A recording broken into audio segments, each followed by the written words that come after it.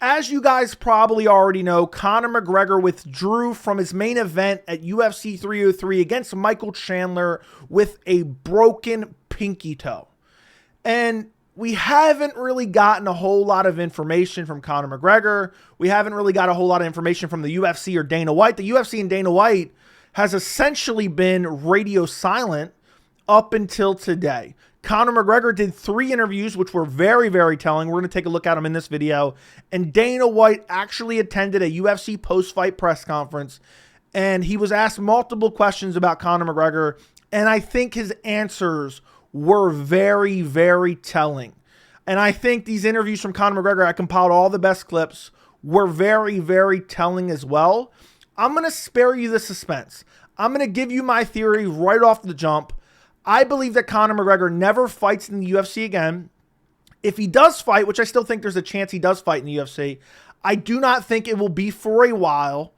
And I also believe that the UFC and Dana White tried to pressure and force Conor McGregor to fight at UFC 303, and they are absolutely livid and pissed off that Conor McGregor stuck to his guns and pulled out of UFC 303 with a broken pinky toe.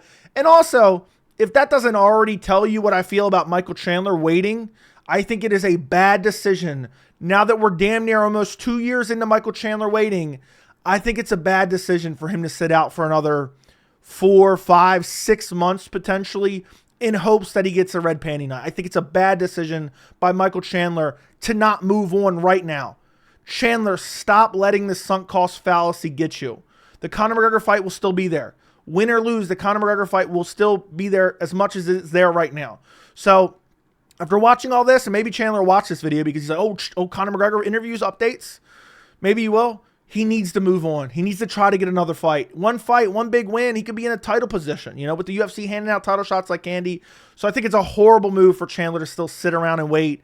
I think he's already listening to Creed. He's listening to Sad Squatch. It's time for him to get past that and move on to another fight outside of Conor McGregor. Now let's jump right into this. Here are some pictures of Conor McGregor's broken pinky toe. As you can see it right here.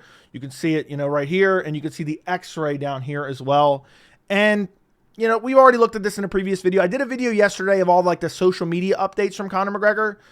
And I highly encourage you to go check out that video. That video will be linked down in the description as well as the end cards. And that kind of breaks down the entire scenario up until this point. But Conor McGregor attended Bellator in Dublin, and he did a series of interviews. I'm going to link every video that I show you guys in this video down in the description. I highly encourage you to go check them out for full context. But I've pulled the most important clips where he's talking about the injury, where he's talking about potentially fighting Michael Chandler. This is the first interview he did. He did it in the cage after one of his teammates lost, and he talked to Dan Hardy. And he's very, very emphatic on a certain statement. There's a common theme of all these interviews. I want you to listen very carefully, and then I'm going to obviously point it out, but it's fairly obvious. A little lapse of concentration, and I had to reschedule the bout, so I'm a little upset about that, but it's keeping me dialed in. It's keeping me focused. I can't rock around like I'm at the showing up, like I'm at the doing my job. The job is not done. By the way, how pissed do you think Dana is that his superstar pulled out of the biggest gate in UFC history, and now here he is at Bellator rocking around with a broken pinky toe, and he's doing interviews with their competitor? I think Dana's pissed. He's petty. He's pissed about this in general. So, that's not bad for me, for someone like me, So I'm onwards towards the new date and, take my lessons learned. There was a lapse in concentration. If I was any one of these other little bums then that can't move, that have no footwork, I don't rely on their skills, then I would be okay. And I've done it before. I've made the walk a multitude of times under those circumstances. So Conor, very emphatic. I've made the walk injured before. I've fought injured before. He's compensating for the fact that a lot of fans are giving him some backlash. It's not crazy backlash from the fans. I've seen some. But I think he knows that Dana and the UFC is pissed about him pulling out with a broken pinky toe. I mean, imagine if this was someone like Islam Makhachev. We would be hearing about this 10 years from now. But let's continue listening. Giving these bums an advantage over me that they don't even deserve. So now I'm dialing it in. I'm getting this training camps correct. I'm walking in there 100% Conor McGregor. I'm walking in there 100% Conor McGregor. I'm not giving these bums an advantage over me. So Conor McGregor very emphatic. I am not going to fight injured. And if you watch my video from yesterday, you know my kind of thought process behind this. I hate when fighters fight injured and then afterwards they're like, oh, well, I was injured, that's why I lost. So in a way, I understand people are going to laugh, a pinky toe, this and that. I kind of get it. And Conor McGregor hints at it in other interviews as well. The spot he is in his career, the risk is massive. He's heading towards his 40s. He's coming back from a 3-year layoff and a catastrophic leg injury. And he's got 2 fights left on his contract. He's in negotiations with the UFC. He's made that very clear. And he's going to go in there injured. He's going to go in there compromised.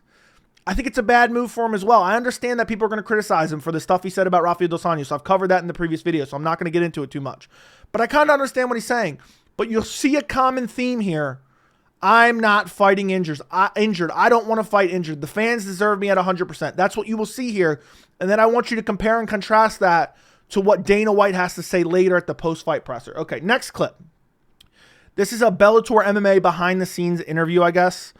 Right here, it's more of the same theme from Conor. I'm just going to show you one clip from this because the best interview that we got that we're going to take a look at in a second, he still kind of talks about the same thing. So I don't want to be too repetitive here, but listen to what Conor has to say here.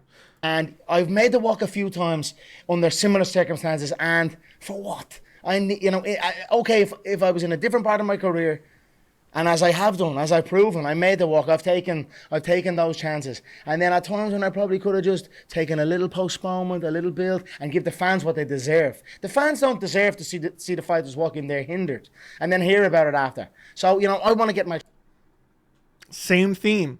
I've made the walk before injured. I've made it before injured. The fans deserve me at 100%. I really truly believe that the UFC tried to pressure him into fighting at UFC 303 because of how much money was on the line. And Conor pulled out, and now he's like kind of got a complex a little bit. He's got a complex a little bit because there's fan backlash. I think Dana and the UFC's pissed at him and kind of showed that they're pissed at him. And he's like, look, the fans deserve me at 100%. And I can't say I disagree with Conor. I can't say I disagree with Conor at all. Now let's move on to the next interview, which this is the most telling. We're going to look at the most clips from this interview. This is from Severe MMA. I will link the entire interview down in the description if you guys want to go check it out. But the initial question is, how are you feeling, Conor? And this is the interview where he actually talks about Michael Chandler. He actually talks about Michael Chandler in this interview. So Chandler, if you're watching, get ready to hear Conor McGregor talk about you here. But it's not as, it's not the good news you probably were hoping for. But let's listen to this. I was kind of looking forward to getting the fight wrapped up June 29th, having a nice celebration on my birthday, and then dialing back in for some time of a September date or, give September, October, something like that. Look, we just adjust. Everything is moving parts, so I'm good.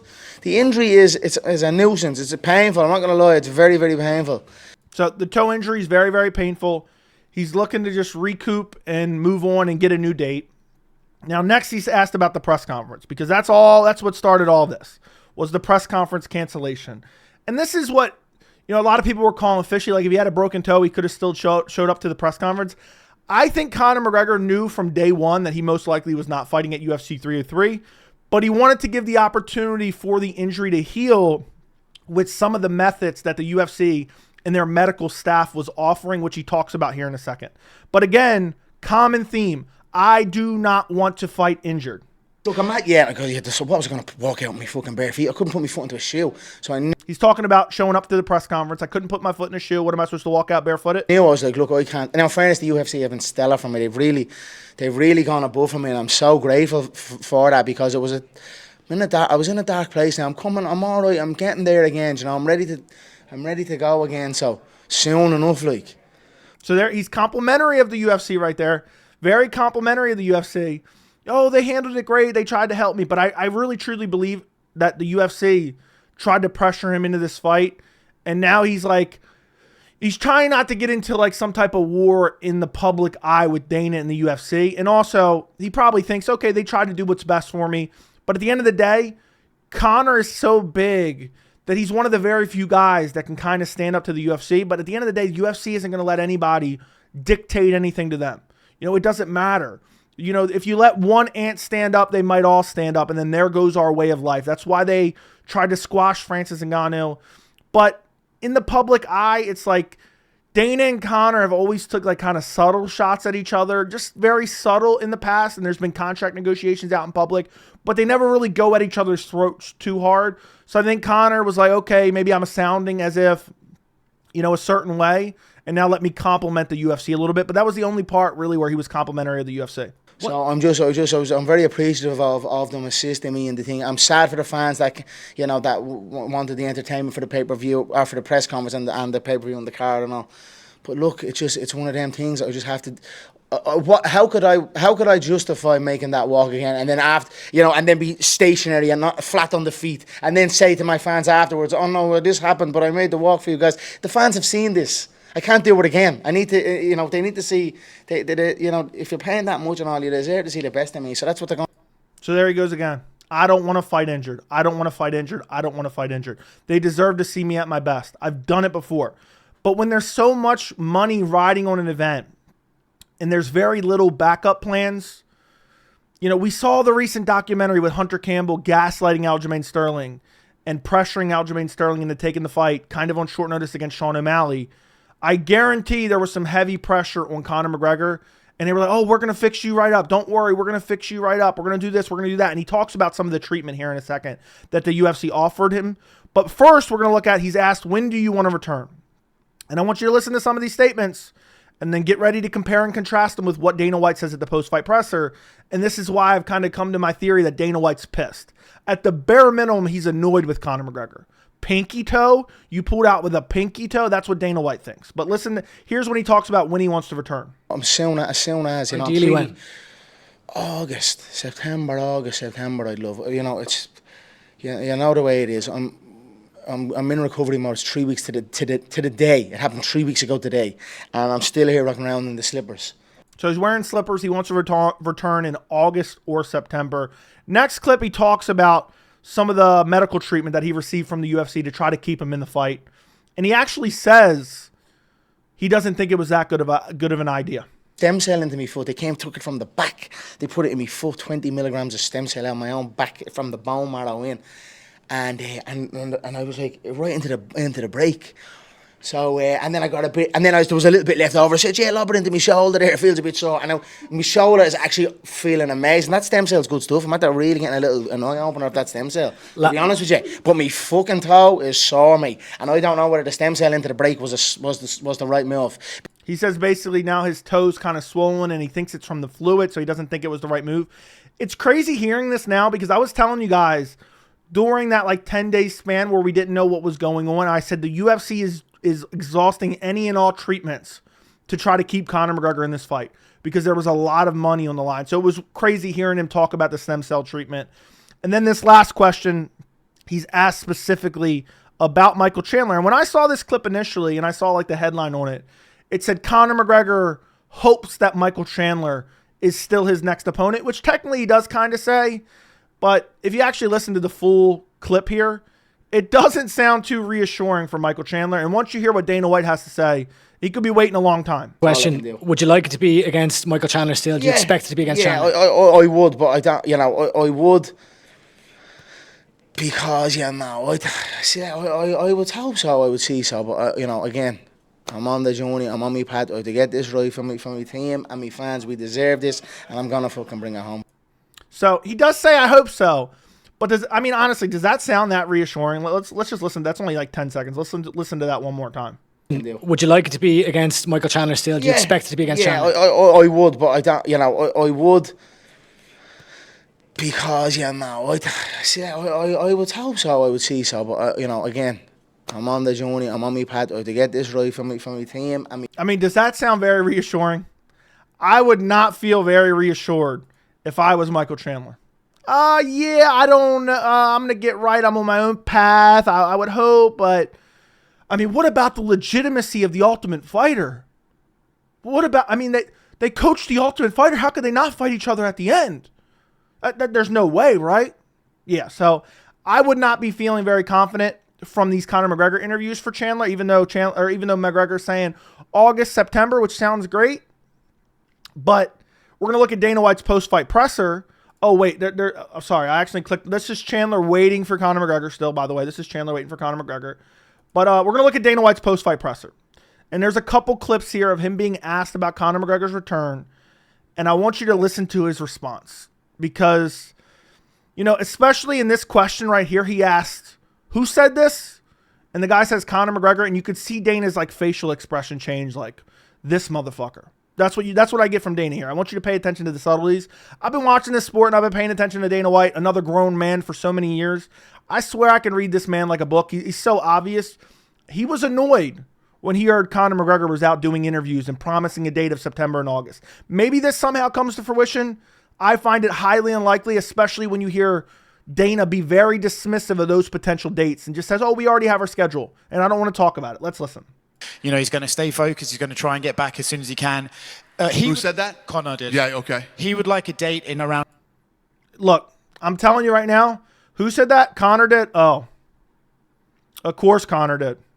September or August. Would you be open to creating a date for him, or does he have to fit into the schedule? I don't know right now. Yeah, you know, our schedule's laid out, so... Our schedule is laid out. We ain't changing shit.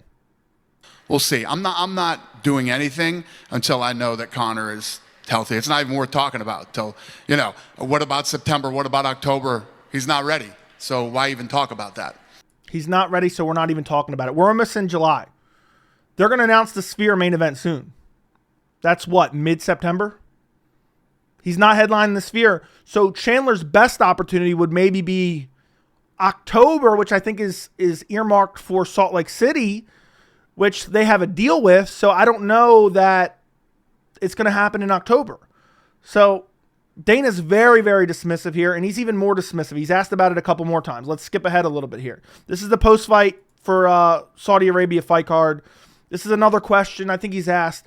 Well, I know there's the Chandler fight, but would you consider any other fight? Like Islam has talked about fighting McGregor. This guy's talked about fighting McGregor. Would you consider anything else? And this was Dana's response here. So at this fight, I'm not thinking about Conor fighting anybody right now. Yeah. I'm not thinking about Conor fighting anyone right now. Imagine you're Chandler. You've wasted over a year and a half. You left your family in January 2024. It is now damn near July 2024, and this is what you hear Dana say. At this fight, I'm not thinking about Conor fighting anybody right now. Look, I want to feel bad for Chandler, but I wouldn't dare disrespect him. I wouldn't dare disrespect him by having sympathy for him. You know, get down to the bottom of that hill and push that rock, Chandler. Push that rock. Is that very reassuring? Oh, well, our schedule's set. I'm not thinking about McGregor fighting anyone. I wish somebody would have asked him at this post-fight presser. I wish somebody would have asked him, do you already have a main event in mind for the Sphere? Which I know, yes, the answer is yes. It's looking like it's going to be Ilia Topuria versus Max Holloway. But I would have loved someone just to ask him that question just so we could have got a response and try to read his answer, even though it was going to be dismissive and evasive. I would have loved someone to ask that question. Now, the last clip we're going to take a look at is him specifically asked if Conor McGregor is going to fight at the Sphere, or they would put Conor McGregor as the headliner at the Sphere. So this is the next best thing, but I wish the follow-up question would have been, do you already have a main event you have in mind for the Sphere? I would have loved that question as well. Just jumping on, like, I know that you have no idea about Conor McGregor yet, but considering the time frame... Look, he's annoyed, but shit-eating grin. Of September... I have no time frame. I have nothing. No, I just wanted to mention that the Vegas card of September, like the Sphere, kind of, you know, it's coincidental in time with it. Like, that would be a good fit for McGregor over there. And on top but McGregor's not even healed yet. McGregor's hurt. All right. So look how dismissive he is of that. Let's go back and rewatch that one more time. Watch how dismissive he is of this. He's like shaking his head, and he's like, he's hurt. He's not healed yet. We're not going to book him for a fight. So at best, you're most likely looking at November, December for Conor McGregor. They've already said Jones potentially for Madison Square Garden. I doubt they're not going to put McGregor and Jones on the same card. So they're going to move Jones back to December to have McGregor fight in November. Highly doubtful. I think that Dana White is infuriated that Conor McGregor pulled out with a pinky injury. Conor McGregor potentially has a sunset clause in his contract, which we'll talk about at the tail end of this video, and may end up out of his fight. But let's listen to this clip one last time. I know that you have no idea about Conor McGregor yet, but considering the time frame of September... I have no time frame. I have nothing. No, I just wanted to mention that I have no time frame. I have nothing. Again, Michael Chandler's dictating his entire life around this. Vegas card of September, like the Sphere, kind of, it's coincidental in time with it. Like that would be a good fit for McGregor over there. And on top But McGregor's not even healed yet. McGregor's hurt. all right, and So the gist of it is, I'm not booking McGregor until I'm 100% confident he is ready to go and he's 100% healthy. I think he's angry. I think he's angry that Conor pulled out. I think he's pissed. That was a huge gate. Pay-per-view sales were already, coming through for a Conor McGregor return. And you can just see Dana's like, I'm not booking another date. He's frustrated with Conor McGregor. And the fact that there's a chance that Michael Chandler sits around and waits for this again, could it pay off? With getting the fight at least, maybe. Again, I don't care if it's even announced again. I won't believe it till I see him stepping in the cage, and I will continue to say that like I've been saying that since early 2023. But you listen to Conor. I'm not fighting injured. I'm not fighting injured. I'm not fighting injured. I wasn't stepping in there injured. I wasn't stepping in there hindered. And then you hear Dana, he's not healthy. He's not healthy. I'm not even entertaining a date yet. Conor's coming out and saying, I want to fight August, September. I want to fight August, September. They know a timeline for his broken toe to heal up. They could plan 2-3 months in advance. But Dana White is frustrated with Conor McGregor. And to be honest, there could be a sunset clause in Conor McGregor's contract. There definitely is a sunset clause. It's a matter of when did he last sign an updated deal. We know he has 2 fights left. We know he signed a contract before Habib, but he could have renegotiated and signed a new contract somewhere before that Cowboy Cerrone fight, I'm thinking in 2020. The sunset clause is 5 years. And 5 years from the date you sign the contract, you are able to get out of your contract an unrestricted free agent, like Francis Ngannou did. I think Conor McGregor's plan may be that. Now, maybe he fights one time, maybe he doesn't, but who knows? I mean, you're basically playing the lotto at this point, hoping and praying if you're Chandler, hoping that you somehow get the Conor McGregor fight, and you're not even getting pay-per-view points for it. So this entire situation, I know people have said, Joey, you've just covered this for clicks. Of course, it's a hot topic. It's going to get views.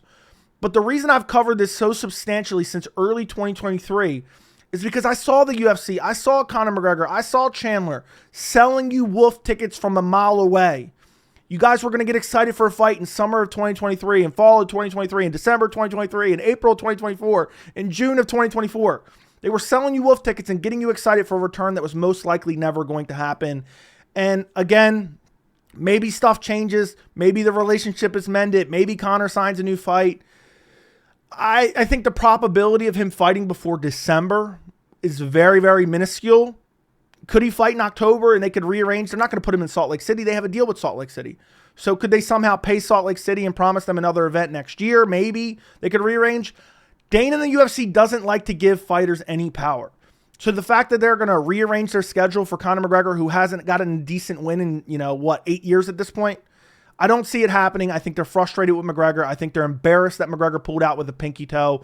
It explains why Chael Sonnen, the ultimate UFC shill, and Dana White sycophant tried to cover for him with the rehab story.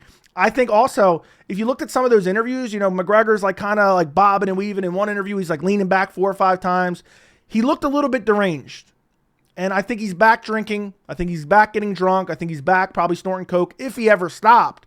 So it's the injury, the substance abuse, the partying. He's talking about, I was looking forward to getting this fight and then getting to partying afterwards for my birthday. You guys really think Conor's not going to party for his birthday?